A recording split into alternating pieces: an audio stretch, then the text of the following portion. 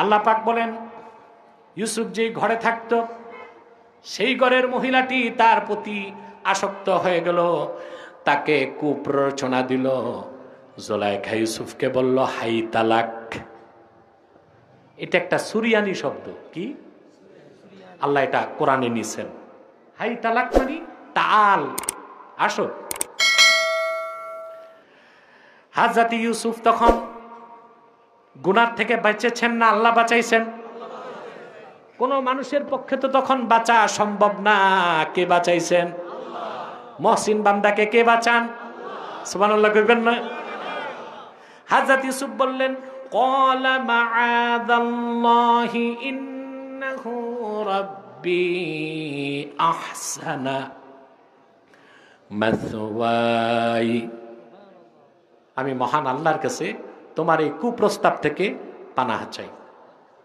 আমি আমার নেতা, যিনি আমার এত সুন্দর থাকার জায়গা দিয়েছেন, তার সাথে আমি গাদ্দারি করতে, আমি জালেম হইতে চাই না। জালেমরা কখনো সফলতা লাভ করতে। এরপর আল্লাহ বলতেছেন ঘটনাটা কি হয়েছে।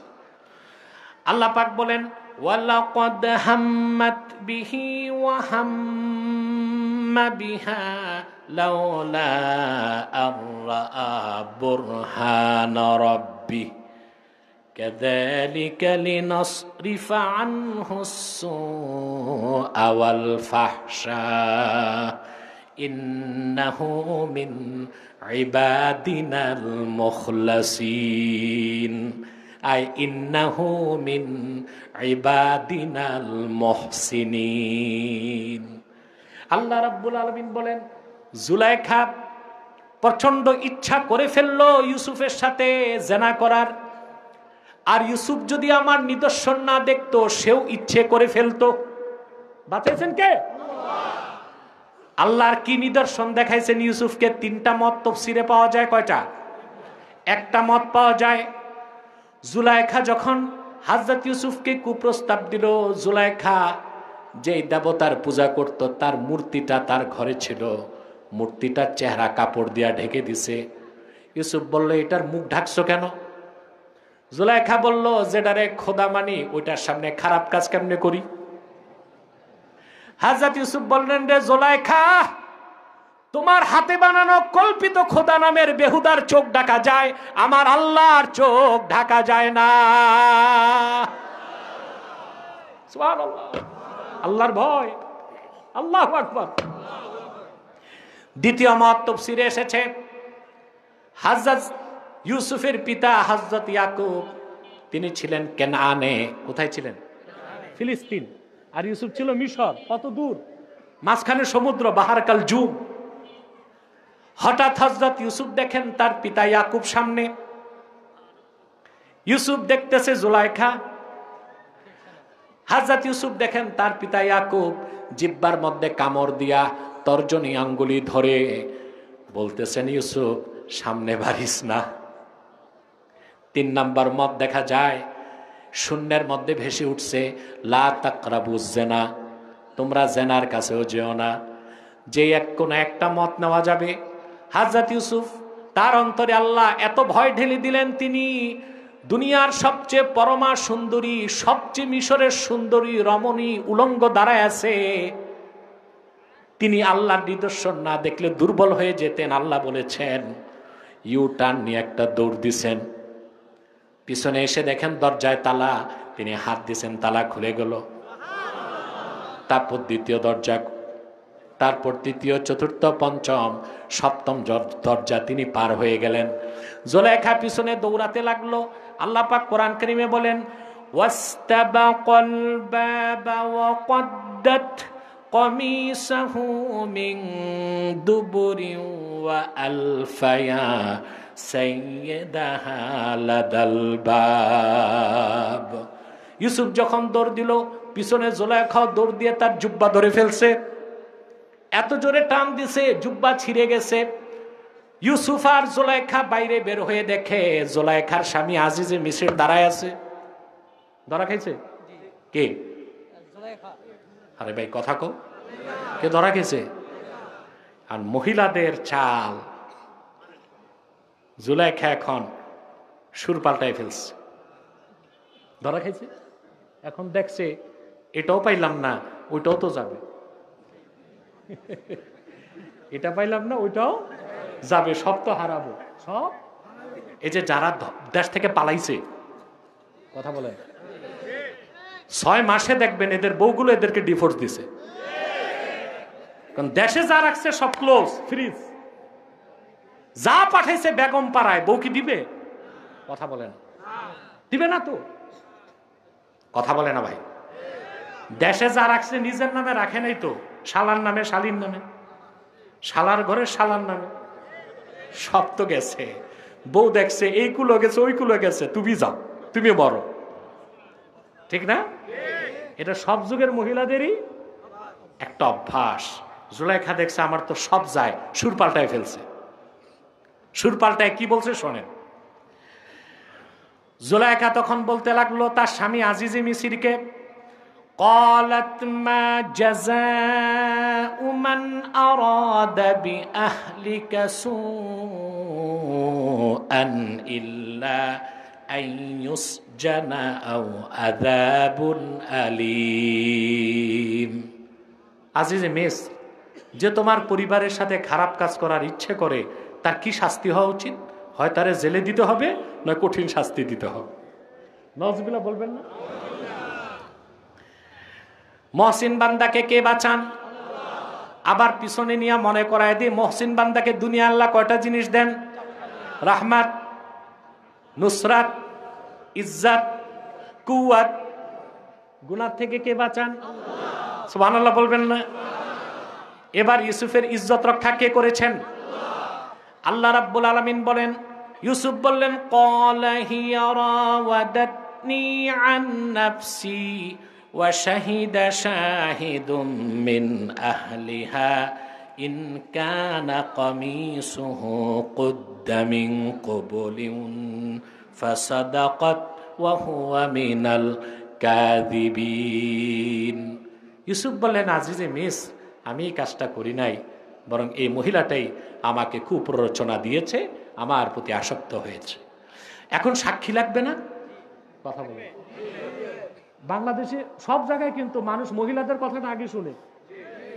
কাদের কথা? আদালতে যে মহিলা শুধু সাক্ষী দিলে হয় আমার স্বামী মার্স, নিজেদের 3টা দিয়েছে, এটার খবর একটা খাইছে, ওইটাই আদালতে হাজির হয়ে গেছে। বাংলাদেশে এমন জঙ্গলি আইন, নারী নির্যাতনের মামলা আছে, স্বামী নির্যাতনের মামলা না। আইন হওয়া উচিত। স্বামী যদি নারীকে, স্ত্রীকে নির্যাতন করে, স্বামীর যদি শাস্তি হয়, স্ত্রী যদি স্বামীকে নির্যাতন করে, মহিলারও শাস্তি হতে হয়। সব জায়গায় সমান অধিকার, এই বেলায় মহিলা তো থাক। এখন সাক্ষ্য লাগবে? কথা বলেন। ঘরে তো কেউ ছিল না, শুধু একটা মাসুম বাচ্চা ছিল, কোলের শিশু। আল্লাহ রাব্বুল আলামিন ইউসুফের সত্যতা প্রমাণ করতে, যেহেতু ইউসুফ কি ছিল? মহসেন। সুবহানাল্লাহ বলবেন না? সেই নিষ্পাপ যার দাঁত উঠে নাই, দুধের বাচ্চার জবান আল্লাহ খুলে দিলেন। বাচ্চাটি বলল, ইন কানা কামিসুহু কুদ্দা মিন ক্বাবলিন ফাসাদাকাত ওয়া হুয়া মিনাল কাযিবিন। আজিজে মিসর, তুমি দেখো, যদি ইউসুফের জুব্বাটা সামনের দিক দিয়া ছেঁড়া হয়, মহিলাটা সত্যবাদী, ইউসুফ মিথ্যাবাদী। ওয়া ইন কানা কামিসুহু কুদ্দা মিন দুবুরিন ফাকাযাবাত ওয়া হুয়া মিনাস সাদিকিন। আর যদি ইউসুফের জুব্বাটা পিছন দিক দিয়া ছিঁড়া হয়, তাহলে ইউসুফ সত্যবাদী, জুলাইখা। আজিজে মিসর দেখছে পিছন দিক দিয়া পুরাই ছিঁড়ে গেছে। ইজ্জত বাঁচলো কার? সুবহানাল্লাহ কইবেন না? এবার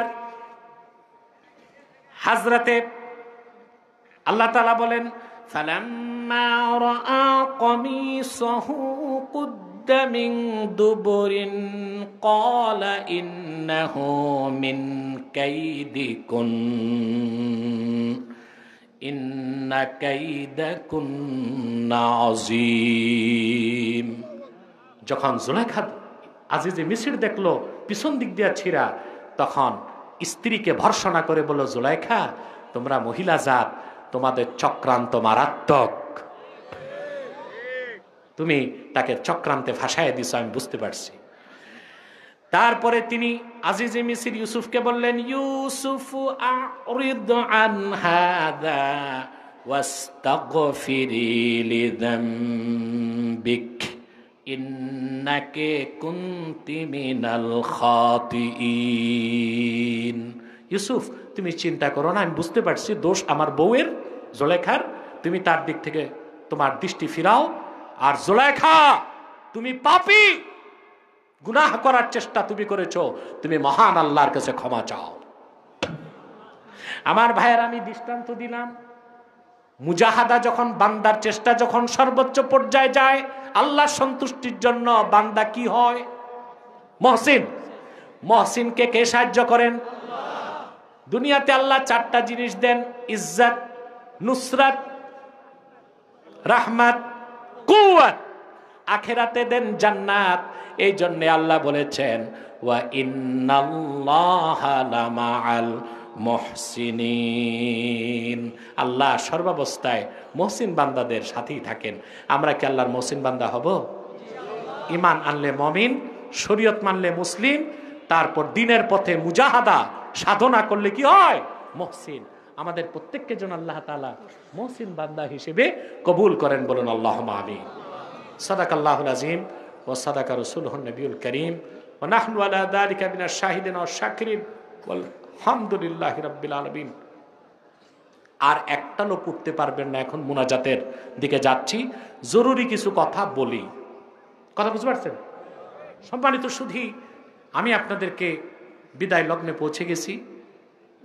জরুরি যে কথাগুলো বলবো, বাংলাদেশে এখন খুব ফিতনা ফাসাদ চলতেছে, ঠিক না? আমরা সংঘাত সহিংসতা করব না, করব? যারা পরাজিত ওরা তো এমনি পরাজিত, এখন এদেরকে পেলেই যদি মারেন পিটেন অত্যাচার করেন, এটা জুলুম না?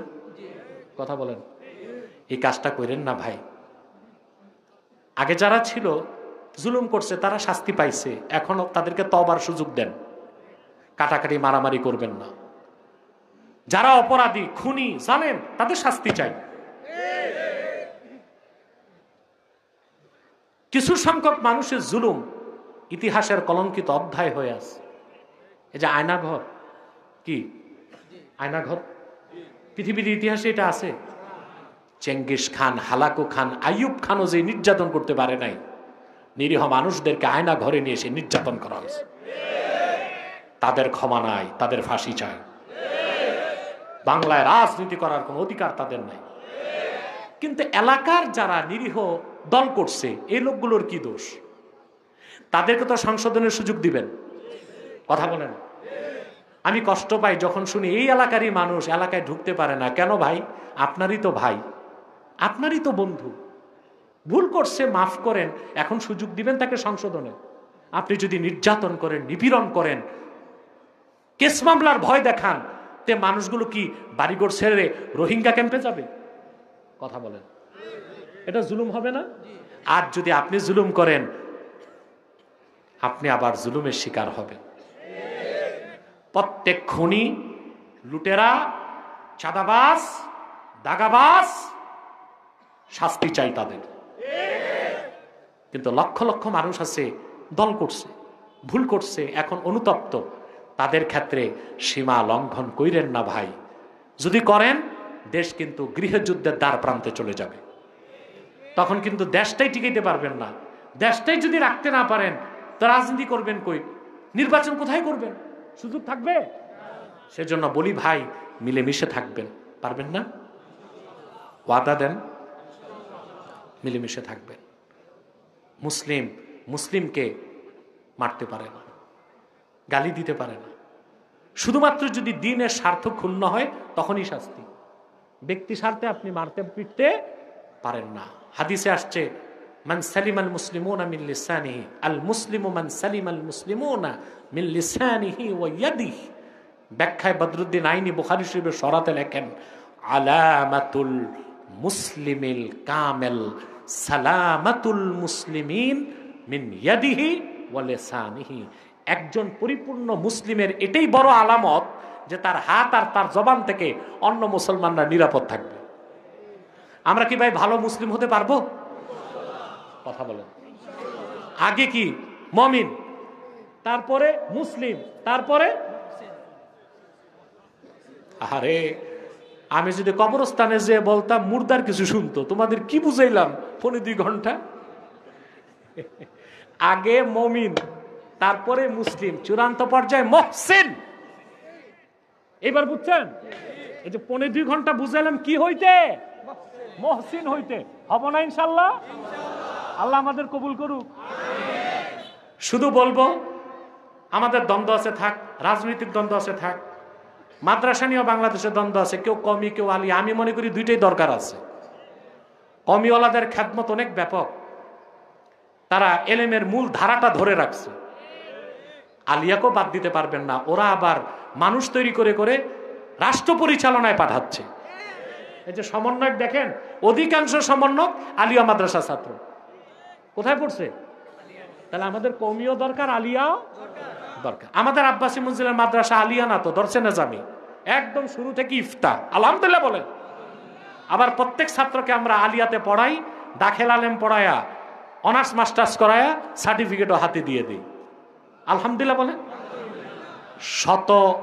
শতাধিক মুফতি মুহাদ্দিস স্কলার আমরা বাংলাদেশকে উপহার দিছি মাত্র 14 বছরে। আলহামদুলিল্লাহ, আলহামদুলিল্লাহ বলেন।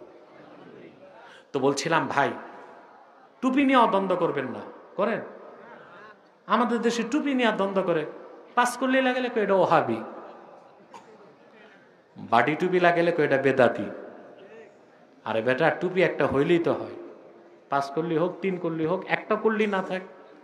শুধু কাফের মুশরিকের সাদৃশ্য রাখে এইরকম টুপি পরা। টুপি নাই, একটা রুমালও যদি বেঁধে রাখেন টুপি সওয়াব পেয়ে যাবেন। আর আপনারা টুপি নিয়ে জুব্বা নিয়ে ঝগড়া করবেন, দেশ তো হারাইবেন। দেশ হারাইলে কল্লাই থাকবে না, তো টুপি বসাইবেন কই? তাহলে আমি তো প্রতি বছর সারা দেশের মানুষকে সাবধান করি, আর যখন এই জিয়ারত করতে আপনাদের নিয়ে দোয়া করতে আসি, তখন প্রতি বছর সাবধান করে দিয়ে কিছু কথা বলি না, যে আমরা 3টা ইস্যুতে এক হয়ে যাব। কটা ইস্যু? ইসলামের সুমহান স্বার্থ রক্ষায় আমরা এক থাকব, মুসলমানদের মৌলিক দাবিগুলো আদায়ে আমরা এক হয়ে যাব। ভাই, দেশ স্বাধীন হয়েছে 53 বছর, আমাদের মৌলিক দাবি একটাও কি মানছে কোনো সরকার? কথা বলেন। আজকে 50টা বছর এদেশের আলেমরা, মুসলমানরা বলতেছে, এই ক্ষেত্রে কোনো দল নাই, কি জামাত, কি বিএনপি, কি আওয়ামী লীগ, কি জাতীয় পার্টি, সব দলের মুসলমানের দাবি কাদিয়ানীদেরকে অমুসলিম ঘোষণা করো। এই দাবি মানছে কোনো সরকার? কেন আমরা এক হইতে পারি না? 70-এর দশক থেকে বাংলাদেশের আলেমরা বলতেছে, ইসলামের বিরুদ্ধে কেউ যেন কথা বলতে না পারে, ব্লাসফেমি আইন চাই। আছে বাংলাদেশে ব্লাসফেমি আইন? কথা বলেন। আরে ভাই, রবীন্দ্রনাথের জাতীয় সঙ্গীত, সাতার জাতীয় সঙ্গীতের বিরুদ্ধে বললে মামলা আছে, কিন্তু কোরআন শরীফের বিরুদ্ধে বললে ওটার নাম দিছে কি? বাক স্বাধীনতা। আমরা বলি যে না, যে নাস্তিক সে তার মতো থাকুক। নাস্তিক মানে কোনো ধর্মের পক্ষেও থাকবে না, বিপক্ষেও তো থাকবে না। কিন্তু বাংলাদেশের নাস্তিকগুলো টার্গেট করে ইসলামকে। এজন্য আমরা বলি ব্লাসফেমি আইন লাগবে। এটা কোনো সরকার রাখছে? এক হইতে, তাহলে আমাদের 3টা বিষয় এক হইতে হবে। দ্বিতীয় বিষয় হচ্ছে মুসলমানদের মৌলিক দাবিগুলো আদায়ে এক হইতে হবে। 3 নাম্বার, বাংলাদেশের স্বাধীনতা রক্ষায় এক হইতে হবে। রাজি আছেন? তাহরিকে খাতমে নবুয়ত বাংলাদেশ সমগ্র বাংলাদেশে এই দাওয়াত দিচ্ছে। সমগ্র বাংলাদেশের মানুষকে এক প্ল্যাটফর্মে আনতে চায় তাহরিকে খাতমে নবুয়ত বাংলাদেশ। আলহামদুলিল্লাহ বলেন। এই জন্য তাহরিকের স্লোগান, মাসলাক যার যার, দিন ইসলাম সবার। মনে থাকবে? আল্লাহ আমাদেরকে কবুল করুন, আল্লাহ আমাদেরকে মঞ্জুর করুন। বলুন আল্লাহুম্মা আমিন। আমরা এক হব না? বাংলাদেশে আমাদের এই 3টা দাবির বিরুদ্ধে সবচেয়ে বেশি চক্রান্ত করতেছে 3টা অমুসলিম সম্প্রদায়। এর মধ্যে একটা হচ্ছে কাদিয়ানী সম্প্রদায়। নিঃসন্দেহে তারা কুখ্যাত কাফের এবং অমুসলিম। তাদেরকে যারা কাফের বলবে না, তারাও কাফের, কারণ তারা আল্লাহর আখিরি নবী নূর নবীজি আমার মুহাম্মদ সাল্লাল্লাহু আলাইহি সাল্লামকে আল্লাহর শেষ নবী বলে বিশ্বাস করে না। চিল্লায় বলে নাউজুবিল্লাহ। সেজন্য তারা কি? তাদেরকে যারা কাফের বলবে না, তারা কি? তারা মানুষকে ধোঁকা দিচ্ছে। মুসলমানদের মতো দাড়ি রাখে, টুপি লাগায়, মুসলমানদের মতো নাম রাখে, তাই বলে কি তারা মুসলমান হবে?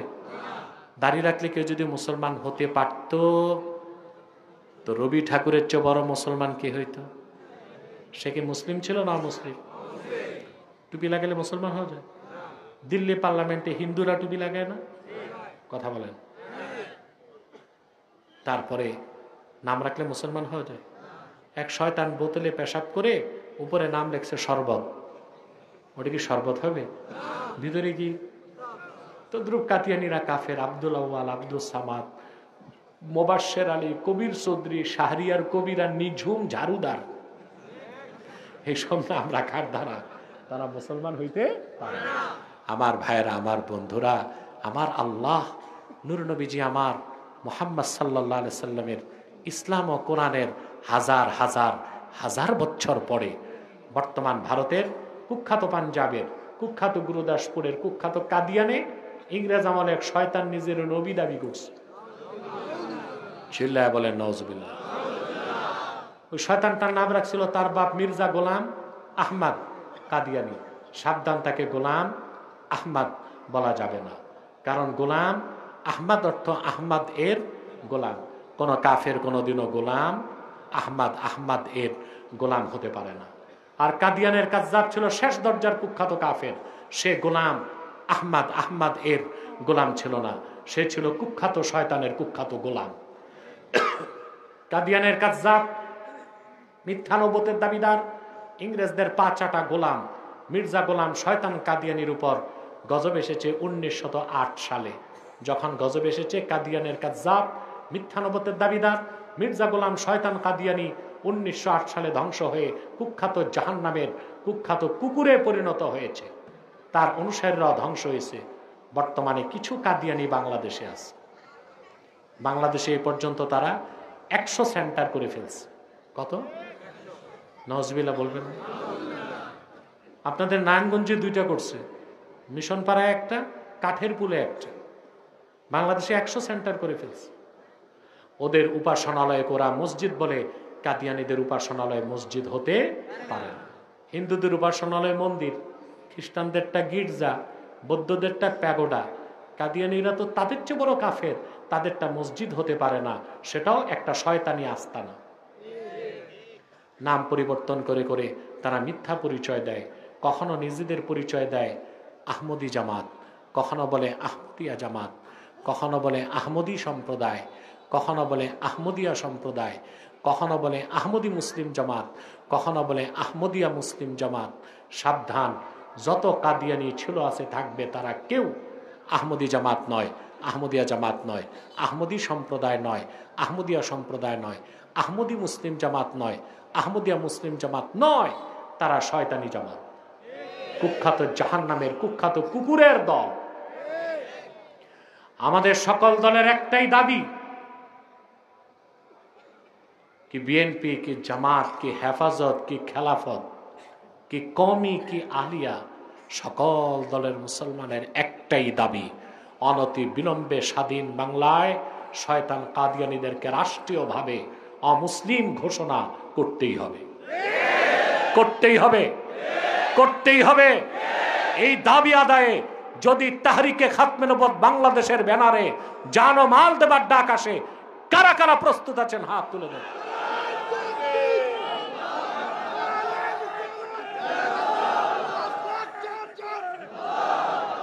সম্মানিত সুধী, তাদেরকে অর্থনৈতিক সহযোগিতা করবেন না? করেন, জি করেন।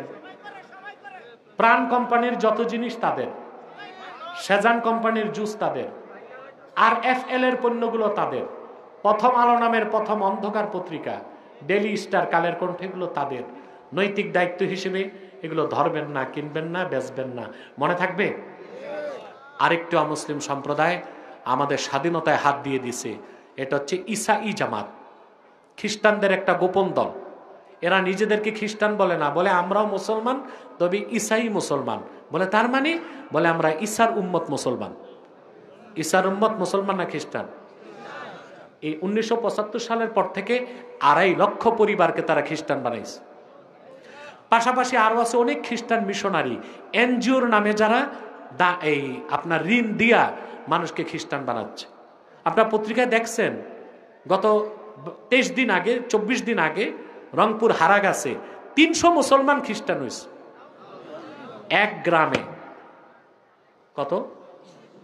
শুধু বড়দিন উপলক্ষে খ্রিস্টানরা এক একজনকে 45,000 টাকা করে দিয়েছে। আপনারা শুনলে খুশি হবেন। আমি বাংলাদেশে অন্য জায়গায় প্রোগ্রাম কেটে তাহরিকের পক্ষ থেকে সেখানে প্রোগ্রাম দিছি। আমি 25 ফেব্রুয়ারি যাচ্ছি এবং আমরা আশ্বাস পেয়েছি অনেক খ্রিস্টান তওবা করে আবার মুসলমান হবে। সারা দেশে খ্রিস্টান মিশনারি এইভাবে কাজ করতেছে। তো এক সময় তো স্বাধীনতা হারায় ফেলবেন, তো তাদের বিরুদ্ধে এক হওয়া উচিত না? 3 নাম্বার আরেকটা ফেরকা হিজবুত তাওহীদ, সাবধান থাকেন। এটা আরেক গোমরা। এটার কাজ হচ্ছে আলেম ওলামা থেকে জনগণকে সরায় দেওয়া। মনে রাখবেন ভাই, স্পেন একটা মুসলিম রাষ্ট্র ছিল। আলেম ওলামা যখন রাজনীতি বাদ দিছে, স্পেন হয়েছে খ্রিস্টান রাষ্ট্র।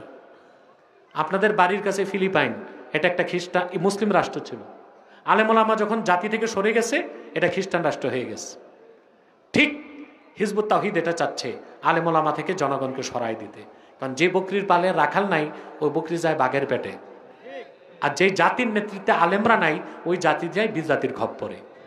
কথাগুলো মনে থাকবে? আল্লাহ আমাদেরকে কবুল করুক, মঞ্জুর করুক। আপনারা জানেন বাইতুল মামুর মসজিদে একটা মাদ্রাসা আছে, জানেন না? এবং এটাও জানেন এই মসজিদ মাদ্রাসার কমিটির প্রধান উপদেষ্টা কিন্তু আমি। আলহামদুলিল্লাহ, আমার বাবা থাকতে আমার বাবা ছিলেন।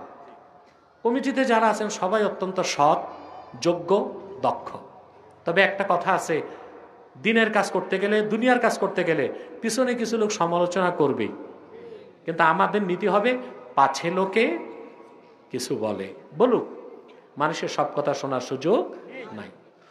তো 5 জন ছাত্র এই বাইতুল মামুর হাফিজিয়া মাদ্রাসার পাগড়ি নিবে। আপনার কি খুশি? আলহামদুলিল্লাহ বলবেন। এই কবরস্থানে আপনাদের বাবা, দাদা, আত্মীয় স্বজন, হাজার হাজার মানুষ আছে না? পাশে একটা হেফজখানা, সকাল সন্ধ্যা কোরআনের তেলাওয়াত হয়। লাভ কাদের হচ্ছে? সুবহানাল্লাহ কইবেন না? তে মাদ্রাসাটা সুন্দরভাবে চলুক চান আপনারা? আমাদের মোরল সাহেব সেক্রেটারি দায়িত্ব পালন করছে।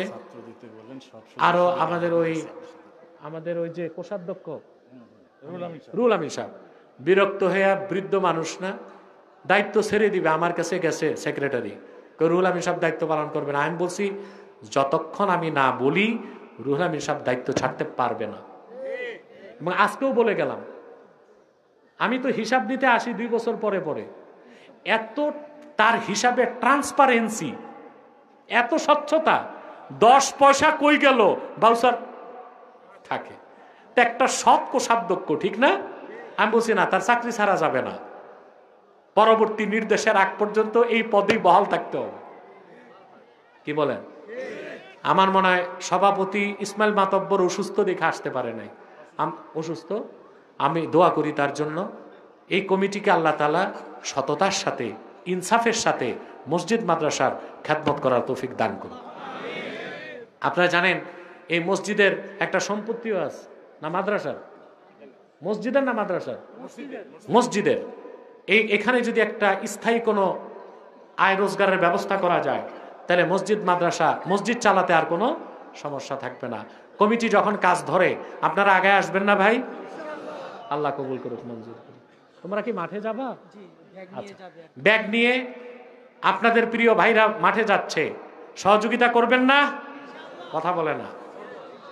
পকেটে হাত দেন, ভাড়ার টাকা রেখে সব দিবেন, নিজের পকেটে দিয়ে না, আরেকজনের পকেটে না। ব্যাগ যাচ্ছে, দেন। আর আমি এই ফাঁকে পাগড়ি দিচ্ছি। জি দিচ্ছি।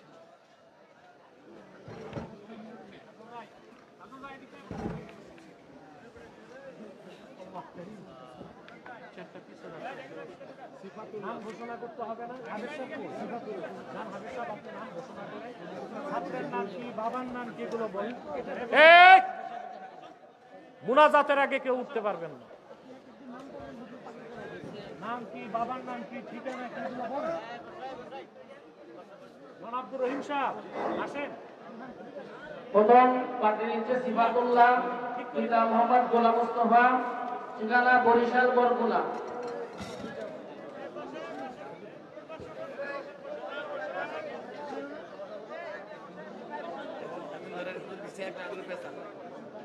এরপর মোহাম্মদ সাজ্জাদ হোসেন, পিতা মোহাম্মদ বাবুল হোসেন, নারায়ণগঞ্জ সোনারগাঁও।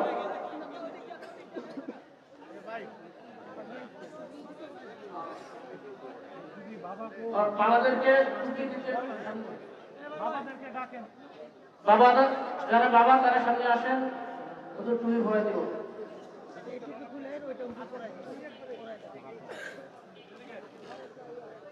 সাজ্জাদ মোহাম্মদ শাফায়াত, পিতা মোহাম্মদ সুলাইমান ফতুল্লাহ, মতলব চাঁদপুর।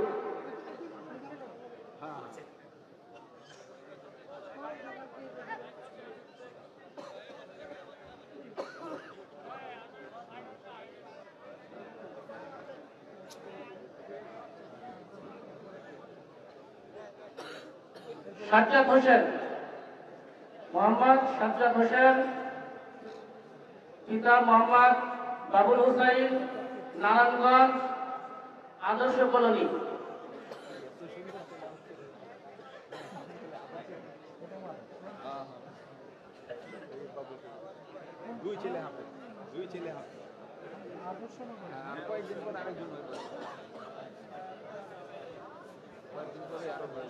মোহাম্মদ সামিউল ইসলাম, পিতা মোহাম্মদ মাসুমিল্লাহ, ঠিকানা বরিশাল বরগুনা। ঠিকানা বরিশাল উজিরপুর।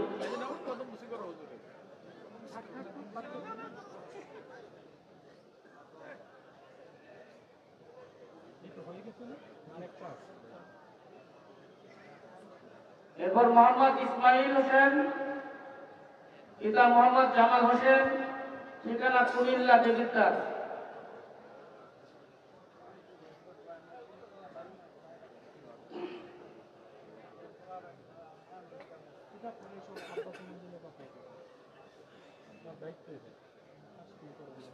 আল্লাহ পাক রব্বুল আলামিন সকলকে হক্কানি হাফেজ ও আলেম হওয়ার তৌফিক দান করেন।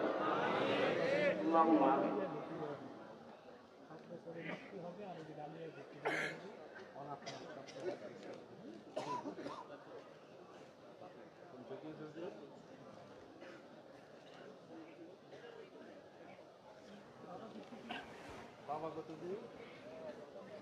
ব্যাগ আসছে, ব্যাগগুলো আসছে,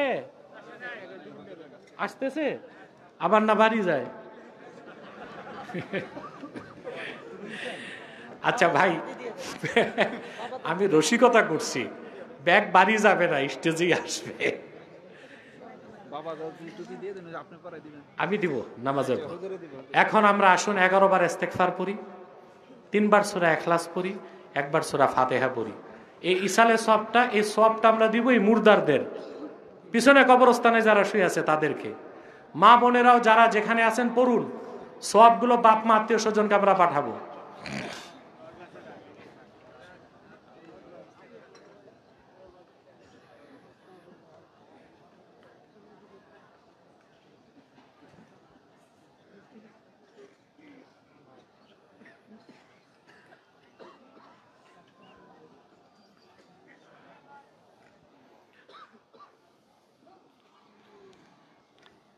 এমসার কাছে কাগজ আনছো নাকি? দিচ্ছে দিচ্ছে।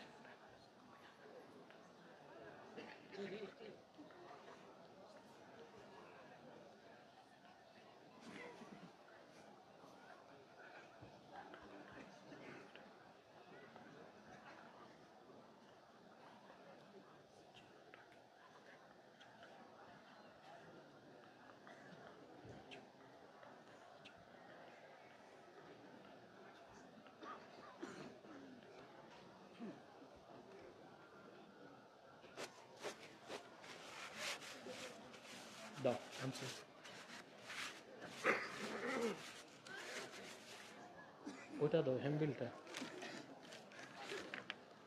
হাজীগঞ্জ এম সার্কাস যুব সমাজের উদ্যোগে ওয়াজ মাহফিল ইনশাল্লাহ, বলেন আলহামদুলিল্লাহ।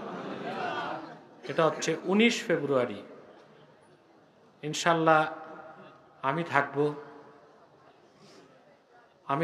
ওরা খুব চাপাচাপি করে আমাকে বাধ্য করছে, আমি থাকবো ইনশাল্লাহ এম সার্কাস মাহফিলে।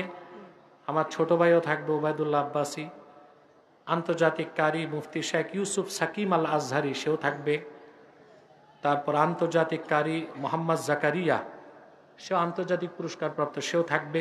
আরো অনেক বড় বড় আলেমরা আসবে 19 ফেব্রুয়ারি হাজীগঞ্জ এম সার্কাস। চিনছেন না? তারিখটা বলেন তো। ফেব্রুয়ারি যাবেন ইনশাল্লাহ, আল্লাহ তৌফিক দান করুন।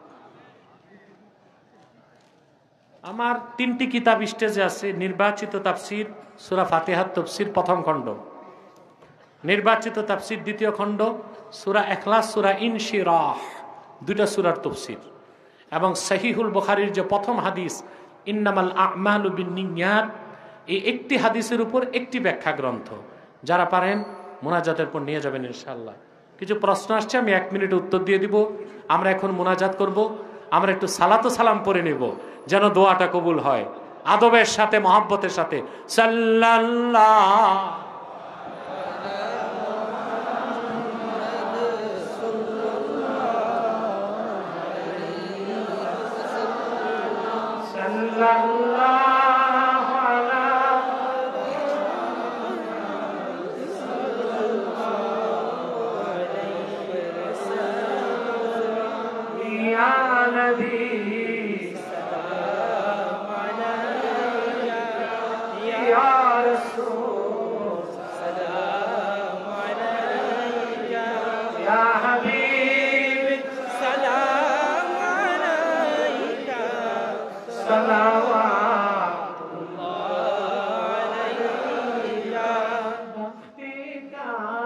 चमके सितारा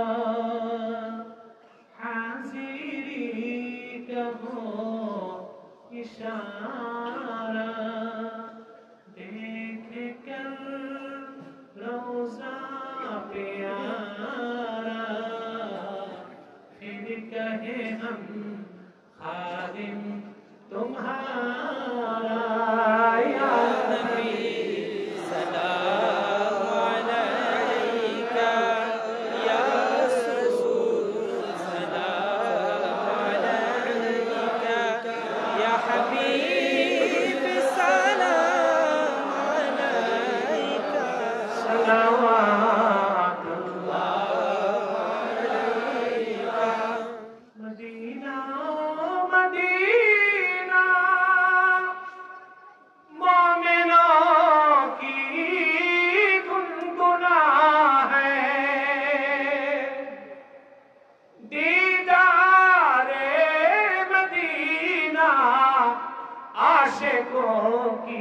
तमन्ना है या नबी सलाम अलैका या रसूल सलाम अलैका या हबीब सलाम अलैका सलावतुल्लाह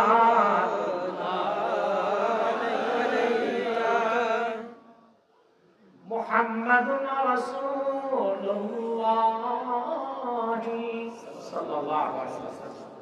ختم الله به النبوة وحكما لا نبي بعده يا نبي سلام عليك يا رسول سلام عليك يا حبيب سلام عليك صلوات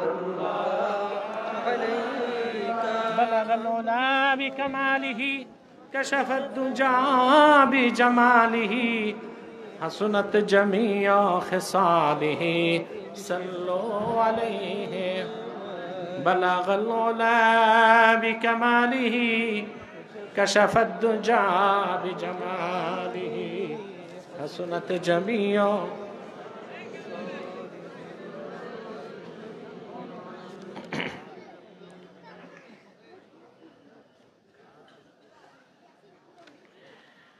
ইচ্ছাকৃতভাবে কোনো মহিলা যদি 30 রোজা রাখার জন্য ইচ্ছাকৃতভাবে মিন্স বন্ধ করে রাখে, মানে ওষুধ খেয়ে, তাহলে কতটুকু যুক্তিসম্মত হবে? হ্যাঁ, না করেই উচিত। আল্লাহ যে ফিতরত রাখছেন সেটাই অনুসরণ করা উচিত। তবে যদি বন্ধ করে ওষুধের মাধ্যমে রোজা হবে। শবে বরাতের রাতে পুরুষদের জন্য কবর জিয়ারত করা মুস্তাহাব বা সুন্নত, কিন্তু ইদানিং শবে বরাতে মহিলারা পুরুষদের সাথে পাল্লা দিয়ে ঠেলাঠেলি করে রাতে কবর জিয়ারত করার জন্য আসছে। বিষয়টি শরীয়তের দৃষ্টিতে কেমন? দেখুন, পর্দা করা কি? কারণ পুরুষের সাথে মহিলারা যে ধাক্কাধাক্কি করে, পর্দা রক্ষা হয়? টাচ হয় কিনা? তো মুস্তাহাব আমল করতে যায় ফরজ বাদ দেওয়া কবিরা গুনাহ হবে না? মা বোনরা তাদের যে প্যান্ডেল আছে ওখানে বসেই জিয়ারত করবে, পুরুষরা ভিতরে যাবে। এই আদবটা রক্ষা করবেন মা বোনরা।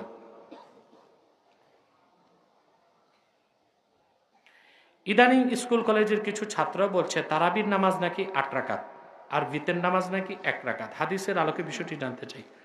আমার এই নিরীহ বাচ্চাগুলো স্কুলের লামাজ হাবিদের খপ্পরে পড়ছে। 8 রাকাত তারাবি না, 8 রাকাত রাতে তাহাজ্জুদ। আর যদি মসজিদে যে কেউ জামাতে নামাজ তারাবি পড়ে, তা 20 রাকাত পড়া সুন্নতে মুআক্কাদা। এটা ইজমায়ে সাহাবা। হযরত ওমর রাদিয়াল্লাহু তাআলা আনহু 20 রাকাত তারাবি জামাতে পড়েছেন। প্রচুর সাহাবী জীবিত ছিলেন, তারা তার কাজে বাধা দেয় নাই। আল্লাহর হাবিব সাল্লাল্লাহু আলাইহি ওয়াসাল্লামের হাদিস, আলাইকুম বিসুন্নতি ওয়া সুন্নাতিল খুলাফাইর রাশিদিন আল মাহদিয়িন। আমার সুন্নত মানা তোমাদের উপর যেমন ফরজ আবশ্যক, আমার খোলাফায়ে রাশিদিনের সুন্নত অনুসরণও আবশ্যক। তাহলে আমরা তারাবি কয় রাকাত পড়ব? আর 1 রাকাত কোনো নামাজ নাই, দিনেও নাই রাতেও নাই, 1 রাকাত কোনো নামাজ নাই। ওইটার 3 রাকাত।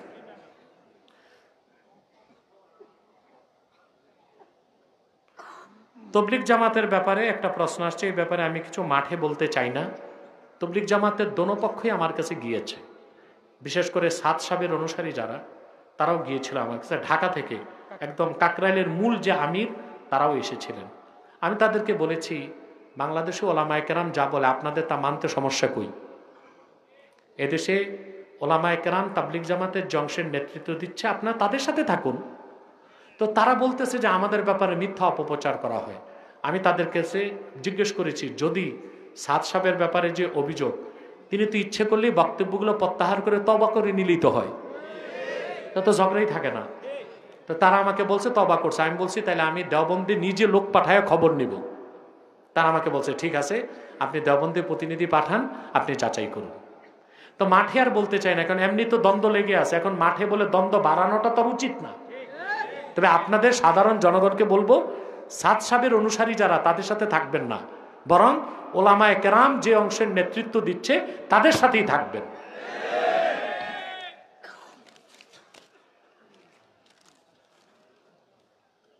কে? এনায়েতনগরের বাদশাহ খান, তার আম্মা অসুস্থ, দোয়া চেয়েছে। অ্যাডভোকেট মফিজ, উনি একটু সমস্যায় আছে, দোয়া করবেন, তার একটা মনের আশা আল্লাহ যেন পূরণ করেন। আমাদের জাফর কোথায়? বিশিষ্ট ব্যবসায়ী, দুবাইতে তার বিরাট ব্যবসা, আলহামদুলিল্লাহ, তার জন্য দোয়া করবেন। তার মা ক্যান্সারে আক্রান্ত, আল্লাহ যেন এই হাজার হাজার মানুষের দোয়া কবুল করে তার মাকে সুস্থ করে দেন। আর অনেকেই দোয়া চেয়েছেন। আমরা আচ্ছা, আমি সবার জন্য দোয়া করব। আমি কারা যে করছে খেদমতটা আপনারা জানেন না? কারো নাম নিয়ে কারো নাম না নিলে কেউ খুশি কেউ বেজার। আমার আল্লাহ সবার নাম জানে। রব্বানা যালামনা আনফুসানা ওয়া ইল্লাম তাগফির লানা ওয়া তারহামনা লানাকুনান্না মিনাল খাসিরিন। আল্লাহ তাআলা, এই বিশাল ঈদগাহ ময়দানে খোলা আকাশের নিচে তোমার হাজার হাজার নেককার বান্দা, পর্দার আড়ালের মা বোন নিয়ে হাত তুলেছি। লাইলাতুল বারাতের এই পবিত্র ভাগ্য রজনীতে, মুক্তির রজনীতে তুমি আল্লাহ এতগুলো মানুষের মধ্যে যার দুটো হাত ভালো লাগে, তার দুটো হাতের বিনিময়ে আমাদের জিন্দগির সব গুনাহ মাফ করে দাও। হৃদয়ের গভীর থেকে দোয়া করি, আল্লাহ তোমার আখিরি নবী নূর নবীজি আমার মুহাম্মদ মুস্তাফা সাল্লাল্লাহু আলাইহি ওয়াসাল্লাম আজ থেকে ১৫০০ বছর আগে দুনিয়ার থেকে বিদায় নিয়েছেন। হায়াতুন নবী হিসেবে জান্নাতুল ফেরদাউস রওজা মোবারকে বিশ্রাম নিয়েছেন। আল্লাহ তাআলা জীবনে একবার তোমার আখিরি নবী নূর নবীজি আমার মুহাম্মদ মুস্তাফা সাল্লাল্লাহু আলাইহি ওয়াসাল্লামের জান্নাতুল ফেরদাউস রওজা মোবারকে উপস্থিত হয়ে গো আল্লাহ তোমার হাবিবের নূরের কদমে দরুদ ও সালামের হাতিয়া দেবার আগে আল্লাহ তুমি ডাক দিও না। রব্বুল আলামিন একবার বা একাধিকবার যারা সোনার মদিনায় নূরের মদিনায় যেতে পেরেছি আল্লাহ, জীবনে বারবার তোমার আখিরি নবী নূর নবীজি আমার মুহাম্মদ মুস্তাফা সাল্লাল্লাহু আলাইহি ওয়াসাল্লামের নূরের শহর মদিনাতুল মুনাওয়ারা জিয়ারত করার জন্য তাদের কপালটা খুলে দাও। রব্বুল আলামিন হৃদয়ের গভীর থেকে দোয়া করি, আল্লাহ তোমার আখিরি নবী নূর নবীজি আমার মুহাম্মদ মুস্তাফা সাল্লাল্লাহু আলাইহি ওয়াসাল্লামের নূরের চেহারা মোবারক স্বপ্নে একবার দেখে গো আল্লাহ জান্নাত ওয়াজিব হবার আগে তুমি ডাক দিও না। আল্লাহ একবার বা একাধিকবার যারা তোমার আখিরি নবী নূর নবীজি আমার মুহাম্মদ মুস্তাফা সাল্লাল্লাহু আলাইহি ওয়াসাল্লামের নূরের চেহারা মোবারক স্বপ্নে দেখার সৌভাগ্য লাভ করেছে আল্লাহ তোমার আখিরি নবী নূর নবীজি মুহাম্মদ সাল্লাল্লাহু আলাইহি সাল্লামের নূরের চেহারা মোবারক আল্লাহ একবার যারা দেখার সৌভাগ্য লাভ করেছে জীবনে বারবার দেখার জন্য তাদের কপালটা আল্লাহ তুমি জান্নাতি কপাল বানায় দাও।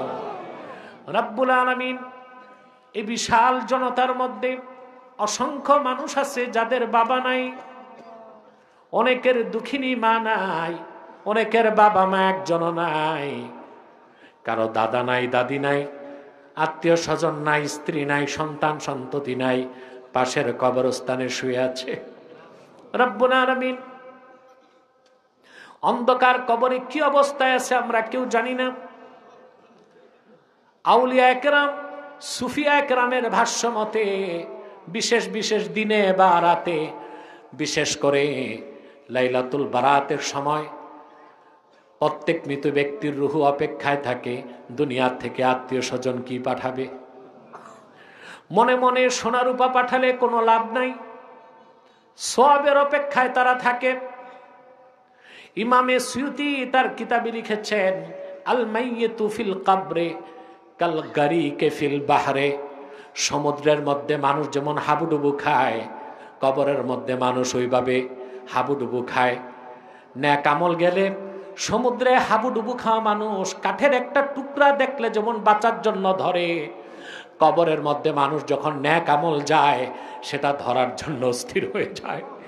রব্বুল আলামিন হাজার হাজার মুমিন মুসলমান কবরবাসী এই কবরস্থানে শুয়ে আছে, আমরা যে ন্যাক আমল করলাম এই সওয়াবটুকুন সকল মুমিন মুমিনাতের আরওয়াহে পৌঁছায় দাও। রব্বুল আলামিন অন্ধকার কবরে যত মুমিন মুসলমান দুনিয়ার থেকে বিদায় নিয়েছে, বিশেষ করে কবরস্থানে শুয়ে আছে, ইমানের দৌলত সিনায় নিয়ে কবরে গেছে, তাদের কবর আযাবগুলো মাফ করে দাও আল্লাহ। কবরগুলোকে জান্নাতের গুলিস্তান বানায় দাও, আর কবরগুলোকে জান্নাতের রৌশন দিয়ে রৌশন করে দাও। রব্বুল আলামিন পিতার কথা মনে পড়ে যাদের বাবা নাই, যাদের মা নাই, প্রচন্ড দারিদ্রতার মধ্যে তারা রক্ত পানি করা ঘামের পয়সা দিয়া সন্তানগুলোকে লালন পালন করছে। এমন অনেক যুবক এখানে বসে আছে, বাবা বেঁচে থাকতে ক্ষুধার্ত বাবার মুখে এক লোকমা ভাত দিতে পারে নাই, নীরবে কান্না করেছে, চাকরি ছিল না, রোজগার ছিল না। মা কি ঈদের সময় একটা ভালো কাপড় দিতে পারে নাই, এখন লক্ষ লক্ষ টাকা কামাই করে বাবাও বেঁচে নাই, মাও বেঁচে নাই। এরকম যত যুবকের চোখ থেকে আল্লাহ পানি ঝরছে, তাদের মুমিন মুমিনাত বাবা মা গুলোরে তুমি মাফ করে দাও। রব্বুল আলামিন গুনার বোঝা কাঁধে করে হাত তুলেছি, খোলা আকাশের নিচে ইয়তীম ও কাঙ্গালের মতো দুইটা হাত পেতে আসি আল্লাহ, খালি হাত ফিরায় দিও না। এই দুনিয়ায় কোনো ভিক্ষুক ভিক্ষা না পেরে এক দরজা থেকে আরেক দরজায় যায়। আল্লাহ, সমগ্র সৃষ্টি জগতের স্রষ্টা তুমি আল্লাহ, তোমার দরজা থেকে আমাদেরকে যদি ফিরায় দাও, আকাশ আর জমিনে আর কোনো দরজা তো আমাদের নাই। রব্বুল আলামিন, তোমার আখিরি নবী নূর নবী মুহাম্মদ মুস্তাফা সাল্লাল্লাহু আলাইহি সাল্লামের উসিলায় আদম হাওয়ার গুনাহ তুমি মাফ করেছো। আল্লাহ, তোমার হাবিবের উসিলায় নূহ নবীকে তুমি বন্যায় বাঁচাইছো। ওনার উসিলায় ইব্রাহিমকে আগুন থেকে বাঁচিয়েছো। ওনার উসিলায় হযরত মুসাকে সাগর পাড়ি দিয়েছো। ওনার উসিলায় ঈসাকে আকাশে তুলে নিয়েছো।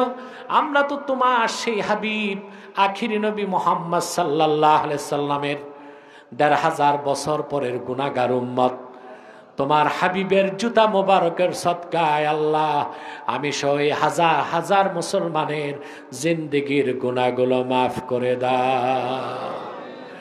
রব্বুল আলামিন, পর্দার আড়ালে আমার মা বোনেরা হাত তুলে বসে আছেন। অবলা সরলা সতী সাধ্বী মা বোনদের কত দুঃখ থাকে মনে, লজ্জায় বলতে পারে না। স্বামী নির্যাতন করে, সন্তান কথা শোনে না। রাতের বেলা মহিলা চোখের পানিতে বুকটা ভাসায় দেয়, বুক ফাটে, মুখ ফাটে না। এরকম যত দুঃখ নিয়া, মনের ব্যথা নিয়ে যত মা বোন হাত তুলেছে পাশে, আল্লাহ তাদের মনের দুঃখ কষ্টগুলো তুমি মাফ করে দাও। রব্বুল আলামিন, আমার মায়েদের মধ্যে এমন অনেক মা আছে, সন্তান কথা শুনে না, বেয়াদবি করে, খোরপোশ দেয় না, সারা রাত মা কেঁদে চোখের পানিতে বুকটা ভাসায় দেয়, কলিজার টুকরা সন্তানটারে বদদোয়া করে না। এই রকম যত দুঃখিনী মা হাত তুলেছে, তাদের মনের দুঃখগুলো দূর করে দাও। সন্তানগুলোরে তাদের ফরমাবরদার বানায় দাও। আল্লাহ তাআলা, পর্দার আড়ালে আমার অনেক কুমারী বোন হাত তুলেছে, বয়স বেড়ে 20 থেকে বুড়ি হয়ে যাচ্ছে। যৌতুকের অভিশাপ কিংবা দারিদ্রতার কারণে বিয়ে হয় না, লজ্জায় কাউরে বলে না। রাতের বেলা নীরবে নিভৃতে নির্জনে চোখের পানি আঁচলে মুছে ফেলে। এরকম যত কুমারী বোন হাত তুলেছে আল্লাহ, তাদের সবার প্রত্যেক কুমারী বোনকে এক একজন চরিত্রবান, ইমানদার, সক্ষম যুবকের দ্বারস্থ করে দাও। রব্বুল আলামিন, আল্লাহ তাআলা, আমার যুবক ভাইগুলোরে তোমার কুদরতের হাতে সোপর্দ করে দিলাম। আমার কলিজার টুকরা প্রত্যেক যুবক ভাইকে খাঁটি ইমানদার বানায় দাও, সহি আকীদার ধারক বানায় দাও, আহলুস সুন্নাত জামাতের অনুসারী বানায় দাও। আল্লাহ, খাতমে নবুয়ত আন্দোলনের সৈনিক বানায় দাও। আমার যে যুবক ভাই বেকার, চাকরি নাই, তার চাকরির ব্যবস্থা করে দাও। যার ব্যবসা আছে, ব্যবসায় লক্ষ গুণ বরকত দাও। আল্লাহ, যে যুবক ভাইটা বিদেশ যেতে চায়, তারে বিদেশ যাওয়ার ব্যবস্থা করে দাও। আল্লাহ, আমাদের মুশকিলাতগুলোকে আসান করে দাও। নেক হাজাত চাহাতগুলোকে কবুল করে নাও। রব্বুল আলামিন, ফিলিস্তিনে 15টি মাসে কয়েক লক্ষ মুসলমান জীবন দিয়েছে মাবুদ। ফিলিস্তিনের নিরীহ নিরস্ত্র মুসলমানদের রক্তের ফোঁটা দেখে আর সহ্য হয় না আল্লাহ। বেঁচে থাকতে দেখতে চাই ফিলিস্তিন স্বাধীন হয়েছে আল্লাহ, দেখতে চাই এই পৃথিবীর অবৈধ সন্ত্রাসী দেশ ইসরায়েল বিশ্ব মানচিত্র থেকে মুছে গেছে।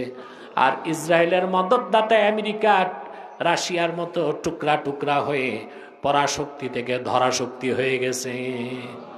রব্বুল আলামিন, দেশের মানুষের স্বপ্ন শরিয়া আইনে বাংলাদেশ চলবে।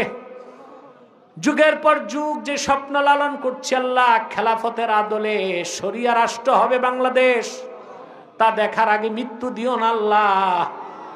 আমাদের বাংলাদেশকে গৃহযুদ্ধ থেকে বাঁচাও, মার্শাল ল থেকে বাঁচাও।